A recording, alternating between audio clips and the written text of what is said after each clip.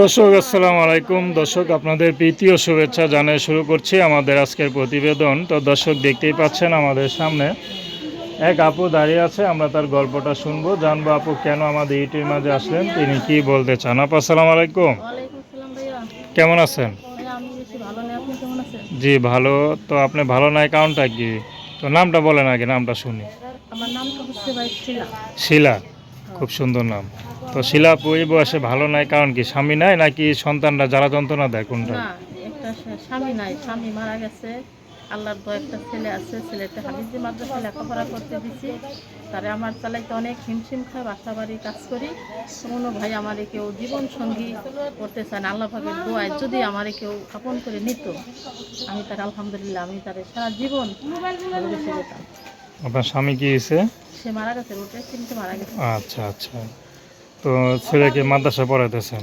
আর ছেলে এখনো মাদ্রাসায় লেখাপড়া যাক করতেছে। ভালো। তো কত দিন হয়েছে স্বামীটা মারা গেছে? এই তো 5 বছর পরে শেষের দিকে এসে গেল।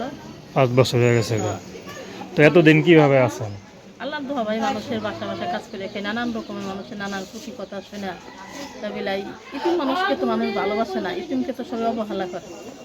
আচ্ছা। হ্যাঁ, বাবা মা নাই?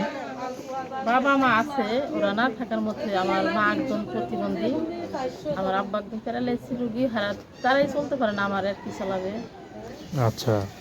তো এখন ইউটিউব আছে কি বিয়ে শাদীর জন্য না অন্য কিছু না ইচ্ছা না, আছে? এই সুযোগে আসছি, যদি ভালো মনের মানুষ একজন যদি আমাদের ভালোবেসে আপন করে নিয়ে আমার ছেলেটার দায়িত্ব নিয়ে হাফেজ, তার কোরআনের হাফেজ বানাইয়া যদি আল্লাহ পাকের দোয়ায় যদি পরপারে চলে যেতে পারি, এটাই ভাই আলহামদুলিল্লাহ, আল্লাহর কাছে শুকরিয়া আদায় করি। ছেলে দাদু যদি 100 বছর বুড়া হয় বিয়ে করবেন?